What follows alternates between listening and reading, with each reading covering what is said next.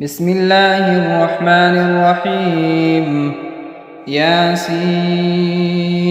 والقرآن الحكيم إنك لمن المرسلين على صراط مستقيم تنزيل العزيز الرحيم لتنذر قوما ما أنذر آباؤهم فهم غافلون لقد حق القول على أكثرهم فهم لا يؤمنون إنا جعلنا في أعناقهم أغلالا فهي إلى الأذقان فهم مقمحون وجعلنا من بين أيديهم سدا ومن خلفهم سدا فأغشيناهم فهم لا يبصرون وسواء عليهم أأنذرتهم أم لم تنذرهم لا يؤمنون إنما تنذر من اتبع الذكر وخشي الرحمن بالغيب فبشره بمغفرة وأجر كريم إنا نحن نحيي الموتى ونكتب ما قدموا وآثارهم وكل شيء أحصيناه في إمام مبين واضرب لهم مثلا أصحاب القرية إذ جاءها المرسلون إذ أرسلنا إليهم اثنين فكذبوهما فعززنا بثالث فقالوا إنا إليكم مرسلون قالوا ما أنتم إلا بشر مثلنا وما أنزل الرحمن من شيء إن أنتم إلا تكذبون قالوا ربنا يعلم إنا إليكم لمرسلون وما علينا إلا البلاغ المبين قالوا إنا تطيرنا بكم لئن لم تنتهوا لنرجمنكم وليمسنكم منا عذاب أليم قالوا طائركم معكم أئن ذكرتم بل أنتم قوم مسرفون وجاء من أقصى المدينة رجل يسعى قال يا قوم اتبعوا المرسلين اتبعوا من لا يسألكم أجرا وهم مهتدون وما لي لا أعبد الذي فطرني وإليه ترجعون أأتخذ من دونه آلهة إن يردني الرحمن بضر لا تغن عني شفاعتهم شيئا ولا ينقذون إني إذا لفي ضلال مبين إني آمنت بربكم فاسمعون قيل ادخل الجنة قال يا ليت قومي يعلمون بما غفر لي ربي وجعلني من المكرمين وما أنزلنا على قومه من بعده من جند من السماء وما كنا منزلين إن كانت إلا صيحة واحدة فإذا هم خامدون يا حسرة على العباد ما يأتيهم من رسول إلا كانوا به يستهزئون ألم يروا كم أهلكنا قبلهم من القرون أنهم إليهم لا يرجعون وإن كل لما جميع لدينا محضرون وآية لهم الأرض الميتة أحييناها وأخرجنا منها حبا فمنه يأكلون وجعلنا فيها جنات من نخيل وأعناب وفجرنا فيها من العيون ليأكلوا من ثمره وما عملته أيديهم أفلا يشكرون سبحان الذي خلق الأزواج كلها مما تنبت الأرض ومن أنفسهم ومما لا يعلمون وآية لهم الليل نسلخ منه النهار فإذا هم مظلمون والشمس تجري لمستقر لها ذلك تقدير العزيز العليم والقمر قدرناه منازل حتى عاد كالعرجون القديم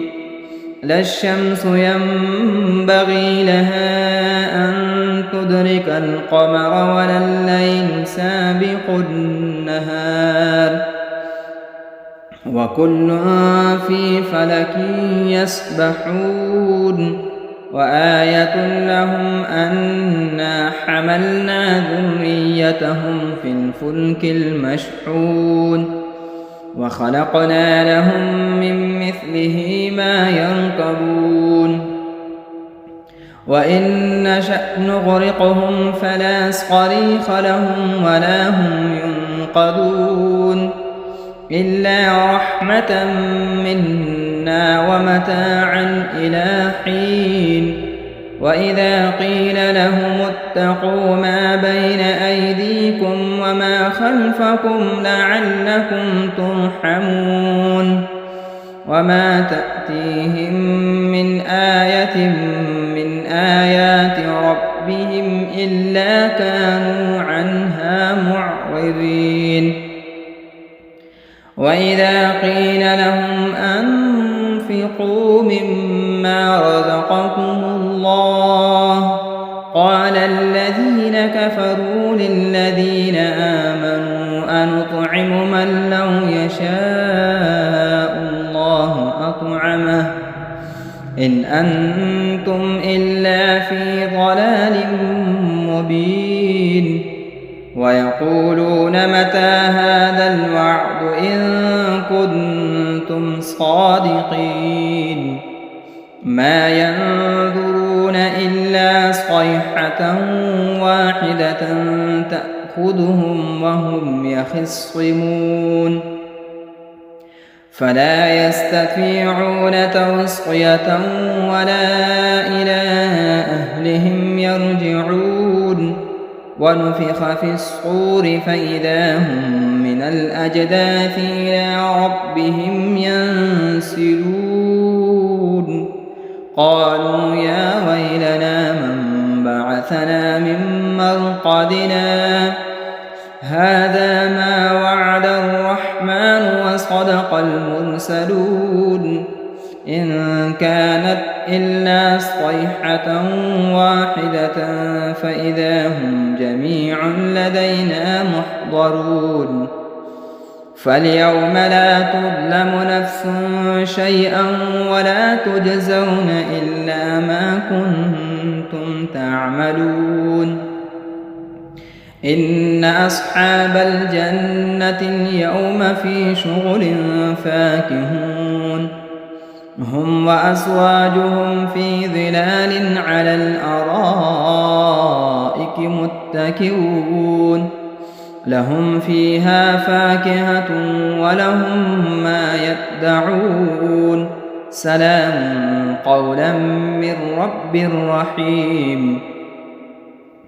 وامتازوا اليوم أيها المجرمون ألم أعهد إليكم يا بني آدم ألا تعبدوا الشيطان إنه لكم عدو مبين وأن اعبدوني هذا صراط مستقيم ولقد أضل منكم جبلا كثيرا أفلم تكونوا تعقلون هذه جهنم التي كنتم توعدون اصلوها اليوم بما كنتم تكفرون اليوم نختم على أفواههم وتكلمنا أيديهم وتشهد أرجلهم بما كانوا يكسبون ولو نشاء لطمسنا على أعينهم فاستبقوا الصراط فأنى يبصرون ولو نشاء لمسخناهم على مكانتهم فما استطاعوا مضيا ولا يرجعون ومن نعمره ننكسه في الخلق أفلا يعقلون وما علمناه الشعر وما ينبغي له إن هو إلا ذكر وقرآن مبين لينذر من كان حيا ويحق القول على الكافرين أولم يروا أنا خلقنا لهم مما عملت أيدينا أنعاما فهم لها مالكون وذللناها لهم فمنها ركوبهم ومنها يأكلون ولهم فيها منافع ومشارب أفلا يشكرون واتخذوا من دون الله آلهة لعلهم ينصرون لا يستطيعون نصرهم وهم لهم جند محضرون فلا يحزنك قولهم إنا نعلم ما يسرون وما يعلنون أولم ير الإنسان أنا خلقناه من نطفة فإذا هو خصيم مبين وضرب لنا مثلا ونسي خلقه قال من يحيي العظام وهي رميم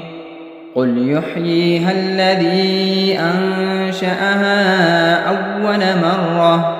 وهو بكل خلق عليم الذي جعل لكم من الشجر الأخضر نارا فإذا أنتم منه توقدون أوليس الذي خلق السماوات والأرض بقادر على أن يخلق مثلهم بلى وهو الخلاق العليم إنما أمره إذا أراد شيئا أن يقول له كن فيكون فسبحان الذي بيده ملكوت كل شيء وإليه ترجعون بسم الله الرحمن الرحيم الرحمن علم القرآن خلق الإنسان علمه البيان الشمس والقمر بحسبان والنجم والشجر يسجدان والسماء رفعها ووضع الميزان ألا تطغوا في الميزان وأقيموا الوزن بالقسط ولا تخسروا الميزان والأرض وضعها للأنام فيها فاكهة والنخل ذات الأكمام والحب ذو العصف والريحان فبأي آلاء ربكما تكذبان خلق الإنسان من صلصال كالفخار وخلق الجان من مارج من نار فبأي آلاء ربكما تكذبان رب المشرقين ورب المغربين فبأي آلاء ربكما تكذبان مرج البحرين يلتقيان بينهما برزخ لا يبغيان فبأي آلاء ربكما تكذبان يخرج منهما اللؤلؤ والمرجان فبأي آلاء ربكما تكذبان وله الجوار المنشآت في البحر كالأعلام فبأي آلاء ربكما تكذبان كل من عليها فان ويبقى وجه ربك ذو الجلال والإكرام فبأي آلاء ربكما تكذبان يسأله من في السماوات والأرض كل يوم هو في شأن فبأي آلاء ربكما تكذبان سنفرغ لكم أيها الثقلان فبأي آلاء ربكما تكذبان يا معشر الجن والإنس إن استطعتم أن تنفذوا من أقطار السماوات والأرض فانفذوا لا تنفذون إلا بسلطان فبأي آلاء ربكما تكذبان يرسل عليكما شؤاد من نار ونحاس فلا تنتصران فبأي آلاء ربكما تكذبان فإذا انشقت السماء فكانت وردة كالدهان فبأي آلاء ربكما تكذبان فيومئذ لا يسأل عن ذنبه إنس ولا جان فبأي آلاء ربكما تكذبان يعرف المجرمون بسيماهم فيؤخذ بالنواصي والأقدام فبأي آلاء ربكما تكذبان هذه جهنم التي يكذب بها المجرمون يطوفون بينها وبين حميم آن فبأي آلاء ربكما تكذبان ولمن خاف مقام ربه جنتان فبأي آلاء ربكما تكذبان ذواتا أفنان فبأي آلاء ربكما تكذبان فيهما عينان تجريان فبأي آلاء ربكما تكذبان فيهما من كل فاكهة زوجان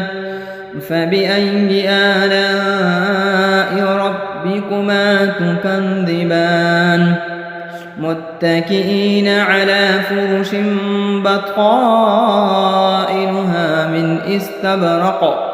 وجنى الجنتين دان فبأي آلاء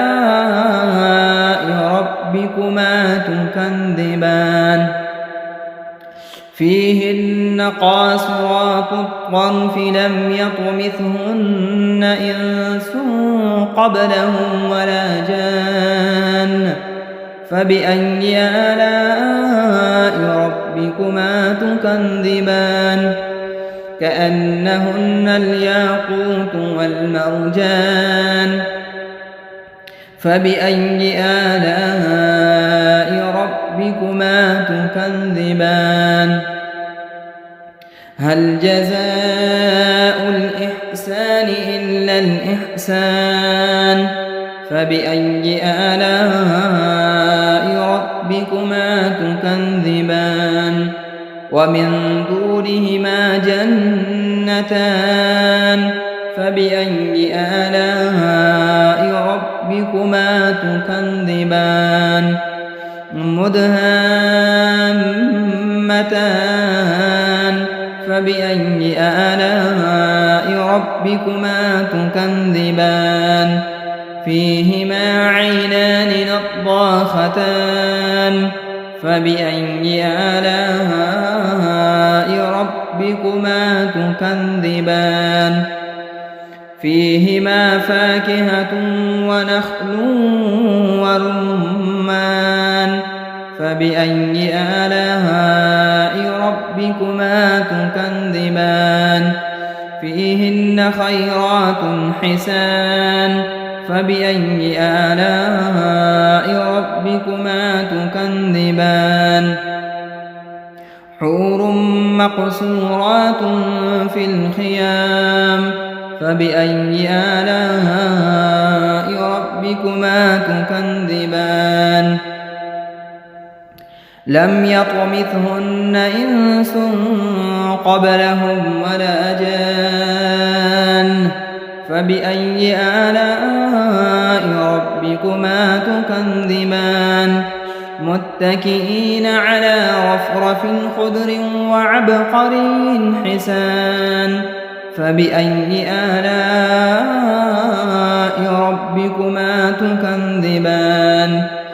تبارك اسم ربك ذي الجلال والإكرام بسم الله الرحمن الرحيم إذا وقعت الواقعة ليس لوقعتها كاذبة خافضة رافعة إذا رجت الأرض رجا وبست الجبال بسا فكانت هباء منبثا وكنتم أزواجا ثلاثا فأصحاب الميمنة ما أصحاب الميمنة وأصحاب المشأمة ما أصحاب المشأمة والسابقون السابقون أولئك المقربون في جنات النعيم ثلة من الأولين وقليل من الآخرين على سرر موضونة متكئين عليها متقابلين يطوف عليهم ولدان مخلدون بأكواب وأباريق وكأس من معين لا يصدعون عنها ولا ينزفون وفاكهة مما يتخيرون ولحم طير مما يشتهون وحور عين كأمثال اللؤلؤ المكنون جزاء بما كانوا يعملون لا يسمعون فيها لغوا ولا تأثيما إلا قيلا سلاما سلاما. وأصحاب اليمين ما أصحاب اليمين في سدر مخضود وطلح منضود وظل ممدود وماء مسكوب وفاكهة كثيرة لا مقطوعة ولا ممنوعة وفرش مرفوعة إنا أنشأناهن إنشاء فجعلناهن أبكارا عربا أترابا لأصحاب اليمين ثلة من الأولين وثلة من الآخرين. وأصحاب الشمال ما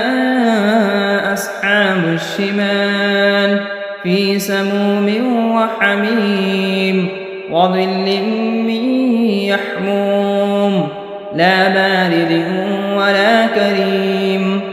إنهم كانوا قبل ذلك مترفين وكانوا يصرون على الحنث العظيم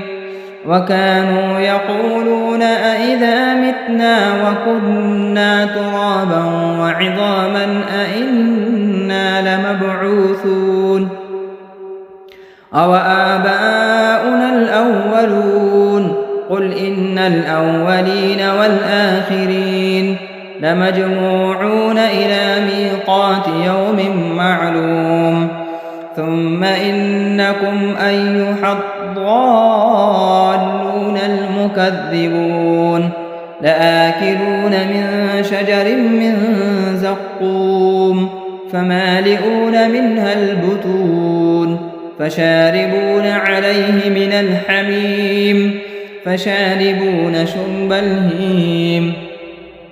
هذا نزلهم يوم الدين نحن خلقناكم فلولا تصدقون أفرأيتم ما تمنون أأنتم تخلقونه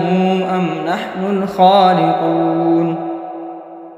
نحن قدرنا بينكم الموت وما نحن بمسبوقين على أن نبدل أمثالكم وننشئكم فيما لا تعلمون ولقد علمتم النشأة الأولى فلولا تذكرون أفرأيتم